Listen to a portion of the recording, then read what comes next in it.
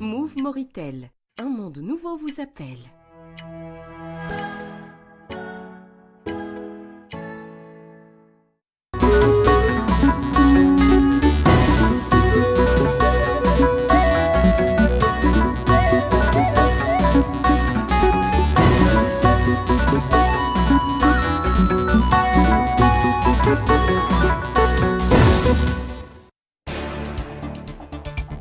Un retour, celui à Nouakchott du président de la République, président en exercice de l'Union africaine. C'était tout à l'heure.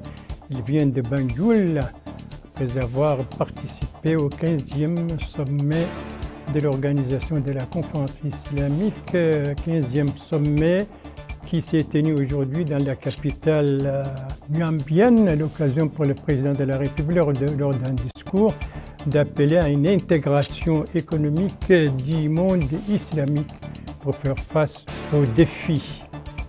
Et puis, en marge du sommet, le président de la République a eu des rencontres, notamment avec le président sénégalais, le président djiboutien, ainsi qu'avec le secrétaire général de l'OCI. Tout cela en marge de ce sommet de Banjul. Voilà donc pour les principaux titres du journal et c'est parti. Madame, mademoiselle, monsieur, bonsoir et bienvenue à votre 21h30 de ce samedi 4 mai 2024.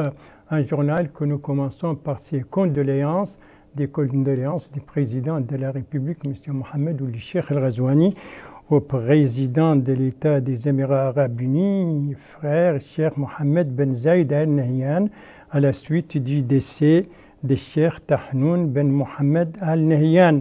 Condoléances, vous le voyez ici en image, qui ont été présentées au nom du président de la République par le ministre des Affaires islamiques de l'enseignement originel. Il était en compagnie de notre ambassadeur, de l'ambassadeur de Mauritanie aux Émirats Arabes Unis. Ça, c'était donc aujourd'hui. Donc, les condoléances du président de la République au président des Émirats Arabes Unis. Le président de la République qui a regagné Nouakchott, c'était tout à l'heure, un début de soirée. Ici, donc, vous le voyez, était à l'aéroport pour l'accueillir. Le Premier ministre, M. Mohamed Bilal Mesroud, le ministre secrétaire général de la présidence de la République, les deux ministres conseillers à la présidence de la République, le ministre de la Justice, le chef d'état-major particulier du président de la République, le wali de Nouakchott-Ouest et la présidente du conseil régional de Nouakchott. Voilà, ça c'était le retour tout à l'heure à l'aéroport international Tounsi du président de la République venant de Banjul, la capitale gambienne. Banjul qui a abrité aujourd'hui le 15e sommet de l'OCI, l'Organisation de coopération islamique, avec participation du président de la République, un sommet marqué par un discours du président de la République, président en exercice de l'Union africaine, l'occasion pour le chef de l'État donc de parler du contexte international et régional dans lequel interviennent ces assises et les défis auxquels le monde islamique fait face, notamment la question palestinienne, surtout marquée par l'agression israélienne à Gaza.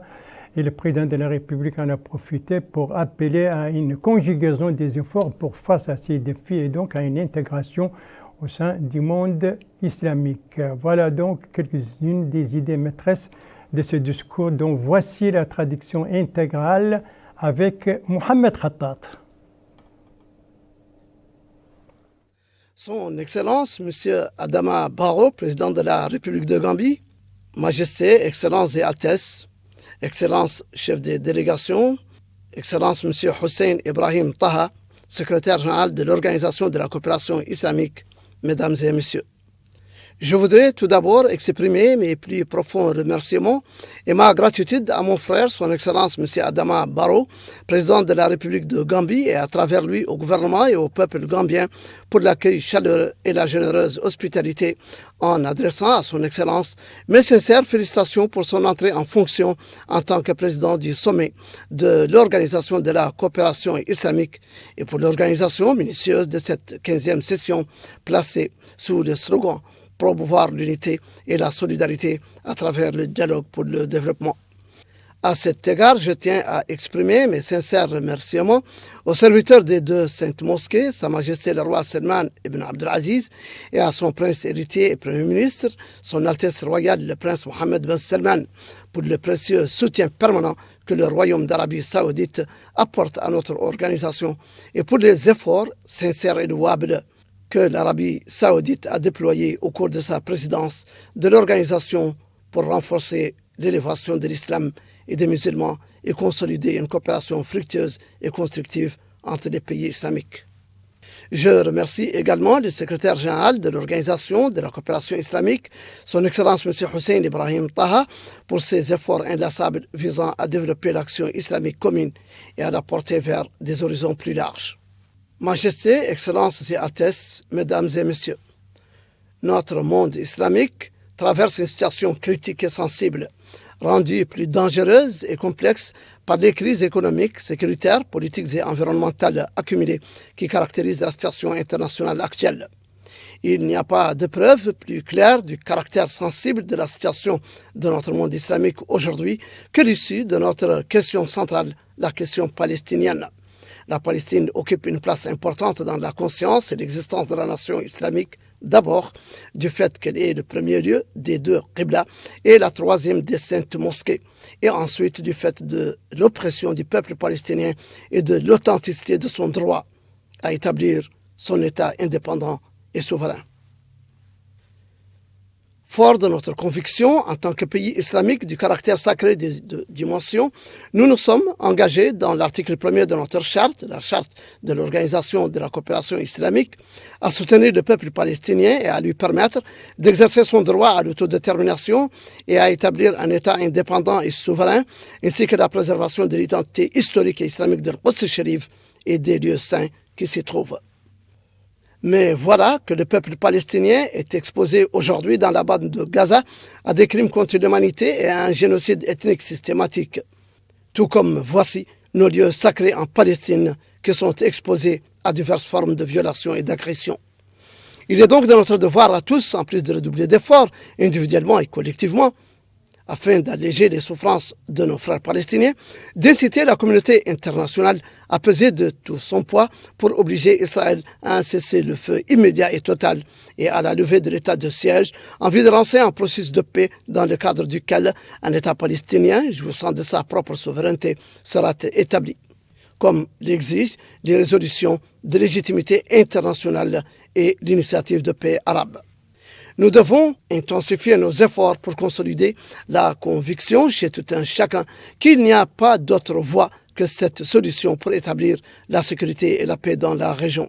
Majesté, Excellences et Altesses, Mesdames et Messieurs, notre monde islamique est témoin de conflits armés, de la propagation du phénomène du terrorisme et de la faiblesse de l'action islamique commune, telle que demandée et souhaitée, ce qui nous oblige aujourd'hui, plus que jamais, à œuvrer à la résolution des conflits et des différends internes à travers le dialogue et la négociation d'une manière qui préserve à chacun de nos États son intégrité territoriale et sa souveraineté, et en fait un élément efficace pour parvenir au développement durable au sein de notre espace islamique commun.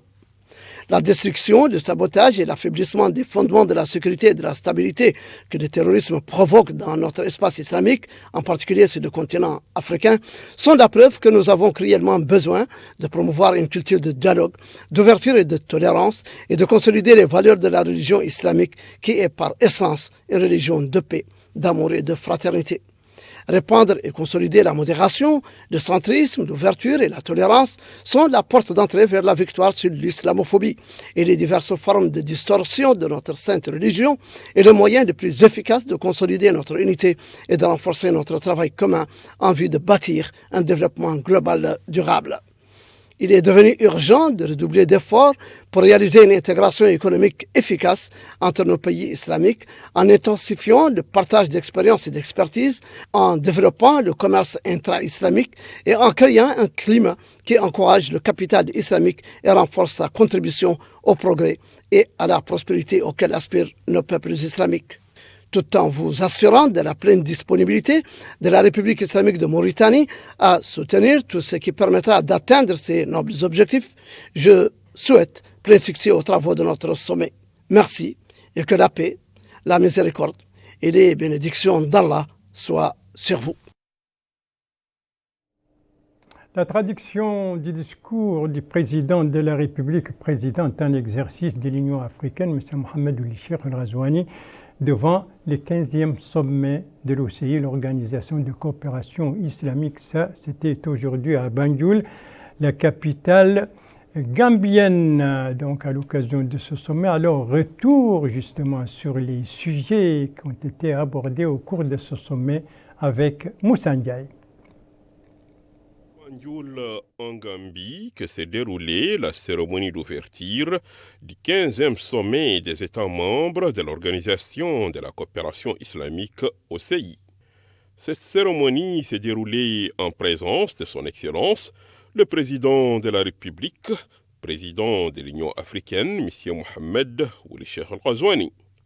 Au menu de ce sommet, échange et partage d'informations sur plusieurs dossiers liés au renforcement des programmes d'activité entre les États membres de l'OCI, renforcer avec efficacité le défi auquel la Oumma islamique est confrontée, notamment la cause palestinienne, et examiner les moyens susceptibles de renforcer la coopération entre les États membres de l'Organisation de la coopération islamique OCI sur le plan économique, social, culturel, jeunesse, femmes et technologie. Ce 15e sommet de Banjul en Gambie est aussi une occasion pour l'OCI d'aborder certains sujets qui ne font que renforcer la Oumma islamique. Dans ce cadre, on note la situation des minorités musulmanes dans les États non membres de l'Organisation de la coopération islamique OCI. 15e sommet donc de l'OCI à Banjul en présence du président de la République, président en exercice de l'Union africaine, sommet en marge duquel le président de la République a eu 3 rencontres. La première de ces rencontres, vous la voyez, c'est celle avec le président sénégalais, M. Bassirou Diomaye Faye, l'occasion pour les 2 hommes d'État de discuter des relations bilatérales entre les 2 pays frères et les moyens de les développer. Les 2 hommes d'État ont également discuté d'autres questions d'intérêt commun, que ce soit en Afrique ou sur le plan international. La deuxième rencontre que le président de la République, président en exercice de l'Union africaine, M. Mohamed Ould Cheikh El Ghazouani, a eu aujourd'hui, c'est celle avec le président djiboutien, M. Ismaël Omar Guelleh. Les relations bilatérales mauritano-djiboutiennes et les moyens de les développer étaient au centre des entretiens entre les 2 présidents qui ont également discuté d'autres problèmes africains et internationaux d'intérêt commun. Vous le voyez, donc, était présent à la rencontre le ministre chargé du cabinet du président de la République et le ministre des Affaires étrangères, de la coopération et des Mauritaniens de l'extérieur, ainsi que l'ambassadeur de Mauritanie en Gambie. La troisième rencontre, enfin, c'est celle que le président de la République a eue avec le secrétaire général de l'OCI, l'Organisation de coopération islamique, M. Hussein Ibrahim Taha. L'occasion pour les 2 hommes de discuter de la coopération entre la Mauritanie et cette organisation et les voies et moyens pour renforcer et développer ces relations. Voilà donc pour les activités du président de la République qui était arrivé ce matin à Banjul, donc à l'occasion de ce sommet pour participer à ce sommet. Et on le voit ici à l'aéroport international de Banjul, le président de la République, président en exercice de l'Union africaine, a été accueilli par le vice-président de la République de Gambie, M. Mohamed Diallo, le ministre des Affaires étrangères, de la coopération et des Mauritaniens de l'extérieur, notre ministre bien entendu, notre ambassadeur à Banjul, ainsi que les membres de notre mission diplomatique dans la capitale gambienne. Et je profite donc sur ces images de vous parler de la délégation qui accompagne le chef de l'État à Banjul. Eh bien, cette délégation comprend le ministre chargé du cabinet du président de la République, le ministre des Affaires étrangères, de la coopération et des Mauritaniens de l'extérieur, l'ambassadeur de Mauritanie à Banjul, un conseiller à la présidence de la République. On écoute ici l'hymne national.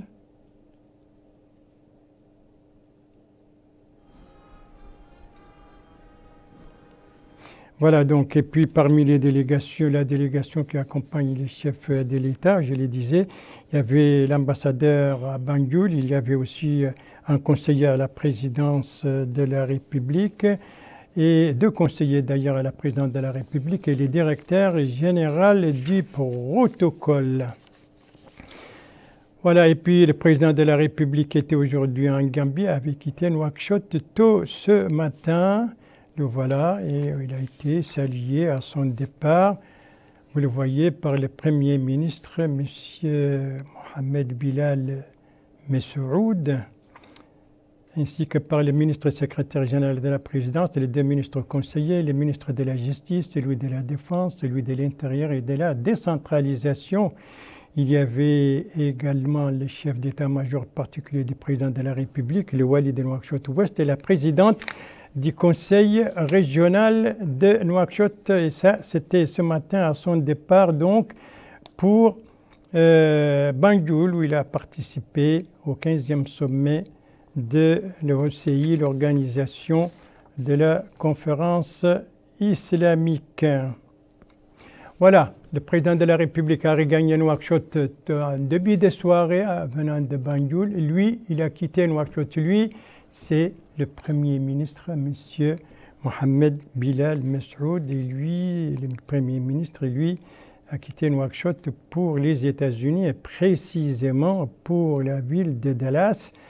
Et on le voit ici, il a été salué par le ministre à son départ, par le ministre de la Justice, la ministre secrétaire générale du gouvernement, le directeur adjoint du cabinet du Premier ministre, le Wali de Nouakchott-Ouest et la présidente du conseil régional de Nouakchott. Alors, le Premier ministre a été important pour Dallas. Là-bas, il va participer, représenter à la tête d'une délégation la Mauritanie au sommet de partenariat afro-américain qui se tient du 6 au 9 mai prochain dans cette métropole américaine. Et au cours de ce voyage, le Premier ministre est accompagné par une délégation comprenant notamment le ministre de l'économie et du développement durable, la directrice du cabinet du Premier ministre, l'ambassadrice de Mauritanie aux États-Unis, un chargé de mission, un conseiller et le directeur du protocole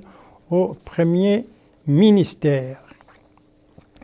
Voilà donc pour cette actualité diplomatique. Venons-en maintenant à la politique intérieure, à commencer donc par une page médicale consacrée au 13e congrès, 13e congrès de la gynécologie obstétrique, un 13e congrès qui s'est ouvert hier soir à Nouakchott.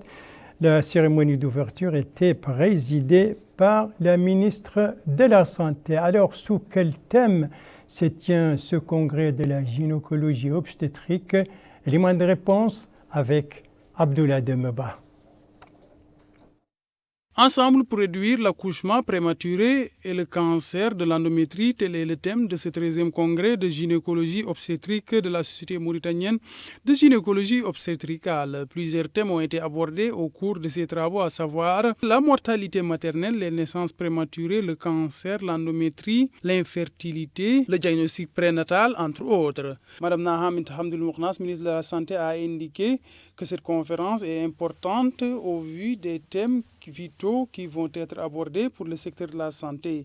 Elle a ajouté que cette réunion sera riche en discussions profondes et sérieuses et passera en revue des dernières conclusions techniques et recommandations scientifiques dans ce domaine. Elle a par ailleurs réitéré la disponibilité du ministère de la Santé à accompagner ces rencontres dans le but de contribuer au développement du système sanitaire. Le bureau de la Société mauritanienne de gynécologie obstétrique a le plaisir d'inviter toute la communauté scientifique mauritanienne à profiter du meilleur de ce congrès qui abordera en ensemble des questions d'actualité avec des mises à jour et des discussions avec des experts internationaux reconnus par leurs pairs, 33 invités étrangers.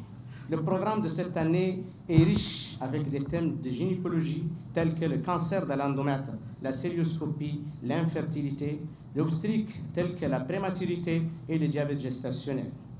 Ce congrès se tient en présence des représentants de sociétés savantes de gynécologie de la Tunisie, du Sénégal, du Maroc, de l'Algérie, de la France, entre autres.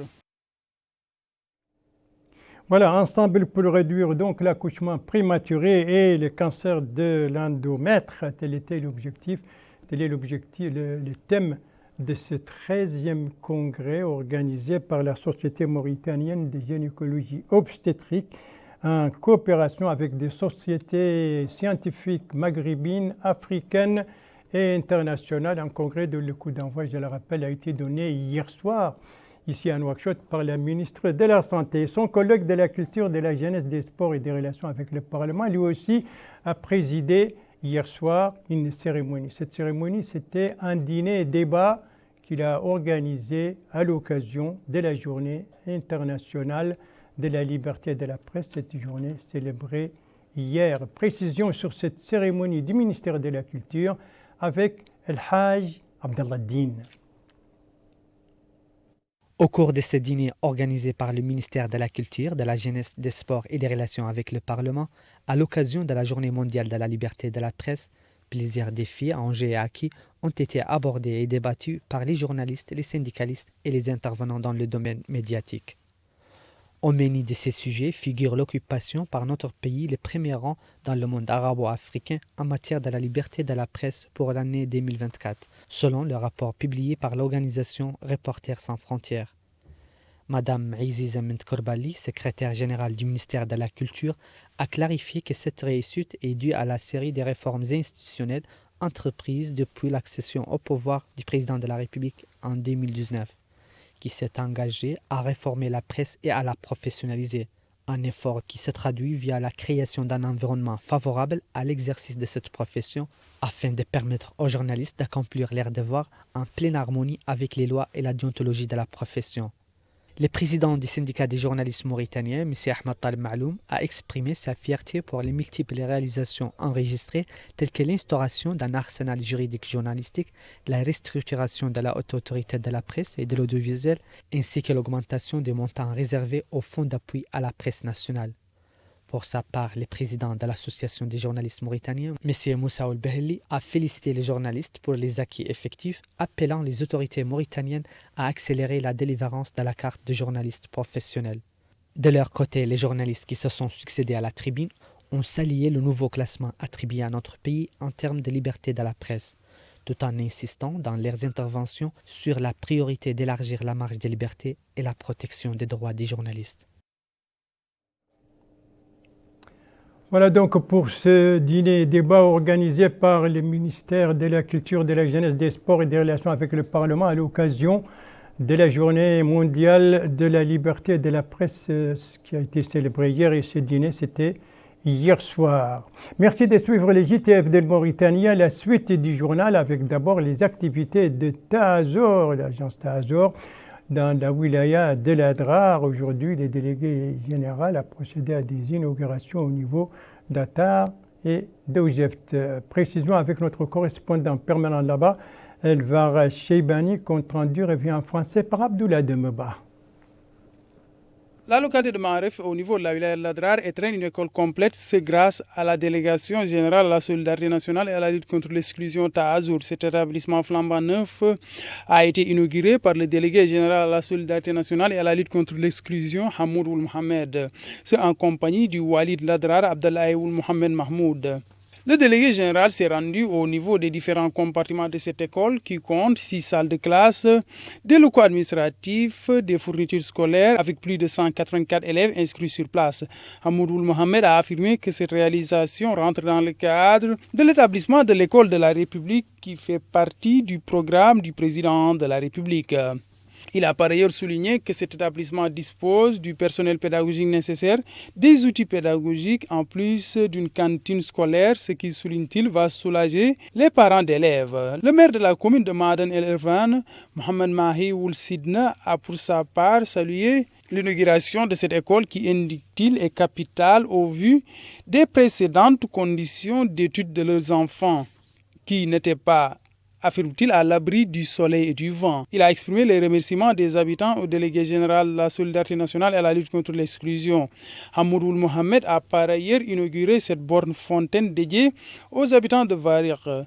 Les populations n'ont pas par ailleurs manqué de faire part de leur satisfaction pour ces différentes réalisations. Ils ont tour à tour exprimé leur satisfaction. Ils ont indiqué que l'accès à l'eau constituait une préoccupation majeure pour les résidents. Toujours à Nadrar, le délégué général à la solidarité nationale et à la lutte contre l'exclusion a procédé à l'inauguration d'une école au niveau de la commune de Tawaz, en plus de bornes fontaines au niveau des localités de Terouine, Azougui et Louber. Voilà donc pour les activités d'aujourd'hui. Et hier et toujours à Nadrar, le délégué général de Ta'azour était à Yaref. Et là aussi, il a procédé à des inaugurations et à des distributions. Compte rendu, Elvar Cheibani, notre correspondant permanent, compte rendu travaillé en français par El Haj Abdallah Din. La localité d'Eref, relevant de la commune Ain El Taya, connue pour son potentiel agricole, a connu le lancement de nombreuses interventions sociales au profit de la population de la wilaya de Ladrar. Ces interventions sociales, pilotées par l'agence Ta'azour, englobent des composantes diverses, à savoir la distribution des cartes d'assurance maladie, des machines moulins d'aliments, ainsi que la distribution des troupeaux composés de 300 chèvres. Le délégué général de la délégation Ta'azour, M. Hamoud Ould Mohamed, a indiqué que le coût total de ces interventions dépasse 5 milliards et 700 millions d'ouïas. Le délégué général a énuméré certaines actions menées par sa structure dans la wilaya, telles que la construction de 184 unités de logement, une station hybride à Ain Savra, 17 ouvrages hydrauliques, ainsi que la construction des établissements et des cantines scolaires. Les élus locaux et régionaux dans la wilaya de Ladrar ont loué ces interventions sociales d'importance majeure pour les populations rurales et qui ont couvert plusieurs localités. Dans le cadre de cette visite, le délégué général de la délégation Ta'azour a supervisé le démarrage d'usage de dépôts artésiens qui vont renforcer la capacité de production hydraulique dans la localité d'Eref. Voilà pour les activités donc de l'agence Ta'azour dans la wilaya de Ladrar. Cap maintenant sur la wilaya de Dakhlet Nouadhibou, dont la capitale vit actuellement à l'ère des journées de concertation. Concertation avec qui? L'objectif de ces journées, tout cela, notre correspondant permanent, Cheikh Ahmedi, va nous le dire, dont le compte rendu est retravaillé en français par Moussa Ndiaye. Cette activité marque le lancement officiel des journées de concertation entre les différents acteurs de la société civile à Nouadhibou pour renforcer le développement local et durable. Elle a été lancée par la plateforme régionale de la société civile sous la supervision de la wilaya de Dakhlet Nouadhibou et de la municipalité de la ville. Dans son discours d'ouverture, le conseiller du Wali de Dakhlet Nouadhibou, chargé des affaires administratives et juridiques, M. Mohamed Al-Hafid Ould Tolba, a déclaré que la société civile en Mauritanie joue un rôle important pour sensibiliser et orienter, notamment sur le plan social. Aussi, dit-il, accompagne les politiques publiques dans différents domaines. De son côté, le maire de la ville de Nouadhibou, M. Qassim Bellal, a souligné le rôle de la société civile pour le développement des pays. Il a précisé que la participation des citoyens dans ces cadres est nécessaire, mais aussi la société civile et associations jouent un rôle très important. Le maire de la ville de Nouadhibou a saisi cette opportunité pour remercier l'État mauritanien pour l'importance qu'il accorde à la société civile. Prenant la parole au nom de ses collègues activistes, M. Yahya Woulded a précisé que la plateforme régionale de la société civile s'inscrit dans le cadre de la stratégie nationale pour la promotion de la société civile, où chaque activiste est dans son secteur d'activité. Il a précisé que ceux qui sont à la santé sont à la santé, ceux qui sont à l'environnement sont à l'environnement et ceux qui sont à l'enseignement sont à l'enseignement. Cette activité de la société civile à Nouadhibou s'inscrit dans le cadre des journées de concertation. Elle a été marquée par une visite d'information sur les différentes interventions et le rôle que jouent les associations pour un développement local dans différents domaines. Journée donc de concertation à Nouadhibou pour la société civile et au centre de ces journées de concertation entre autres le développement local. On va terminer ce journal par une page sportive consacrée au handi basket dont un championnat, plutôt une compétition s'est déroulée hier et a été clôturée hier soir. Bien, bilan de cette compétition avec Abdoulaye Demeba.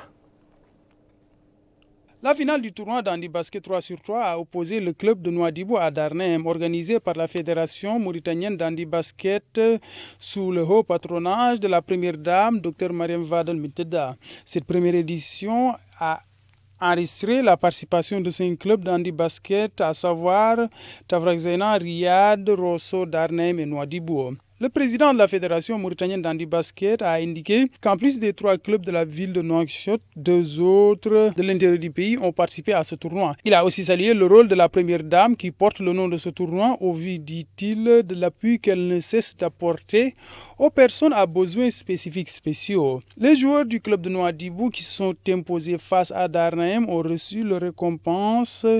Quant au club de Riyad, il est arrivé en 3e position. Ce membre de l'équipe de Nouadhibou a indiqué qu'ils étaient venus pour participer à ce tournoi qu'ils ont à la fin remporté haut la main. Il a déclaré que cette compétition était très disputée, mais grâce à Dieu qu'ils sont sortis victorieux. Il a enfin dédié ce trophée aux habitants de la ville de Nouadhibou.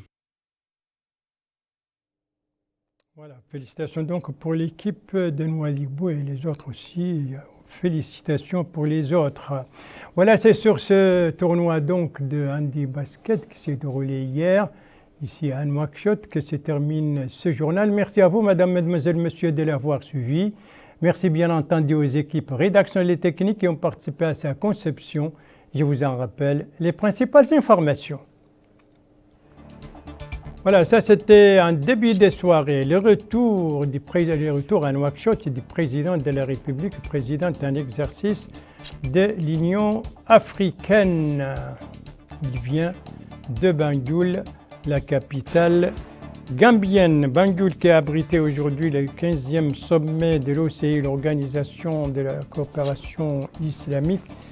Sommet marqué par un discours du président de la République, l'occasion pour lui d'appeler à une meilleure intégration au sein du monde islamique et à une conjugaison des efforts pour faire face aux défis qu'affronte le monde islamique. À marge de ce sommet, le président de la République a eu 3 rencontres, ici avec le président sénégalais, là-bas c'est avec le président djiboutien, et la 3e rencontre, c'est avec le secrétaire général de l'OCI. Et puis, n'oubliez pas qu'après ce journal, vous pourrez suivre un programme dans le cadre de Nedawat El Mauritania consacré aujourd'hui au développement dans la wilaya d'Igorgol et le rôle de la presse dans ce développement débat dirigé par Mohamed Ali Oulissalek. Les JTF, lui, reviendra demain à la même heure, 21h30, et vous serez en compagnie d'Ndei Sow Sidi. Quant à moi, il ne me reste plus qu'à vous souhaiter une très très bonne fin de soirée, une très très bonne fin de semaine, et à vous donner rendez-vous, Inch'Allah, vendredi prochain à la même heure, 21h30. Bonsoir.